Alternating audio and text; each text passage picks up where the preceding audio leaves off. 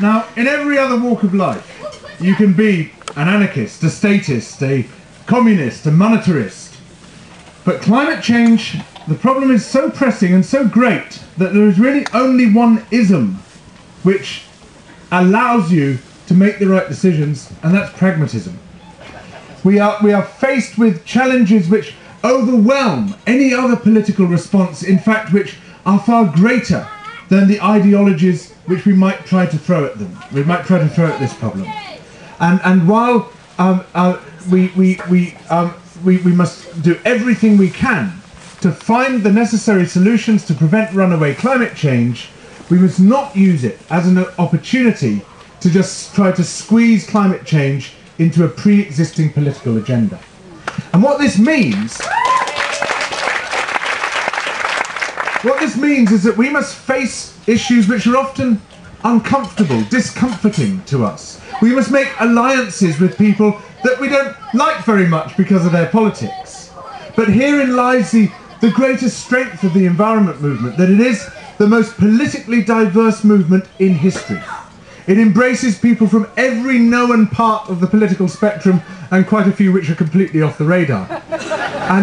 And you just look around this room, if you question people hard about their political beliefs, you will find a very wide range of those beliefs, and we're just a small cross-section.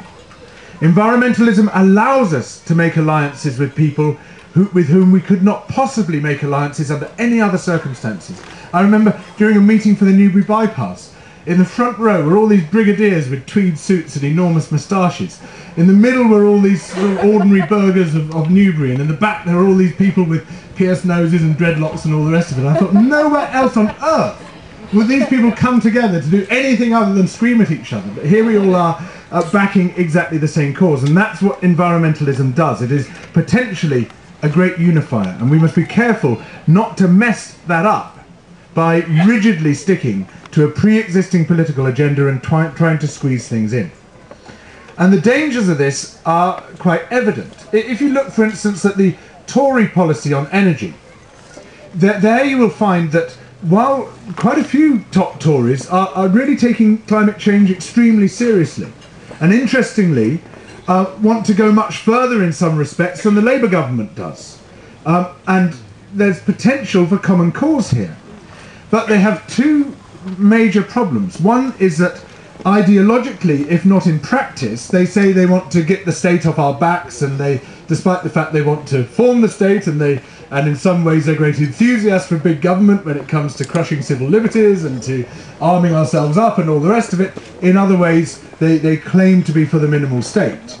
At the same time, they have a membership which is very much against wind farms because they put certain landscape values above preventing runaway climate change, and that means that they're boxed into a position of having to support microgeneration as their primary response to producing electricity in a carbon-constrained world.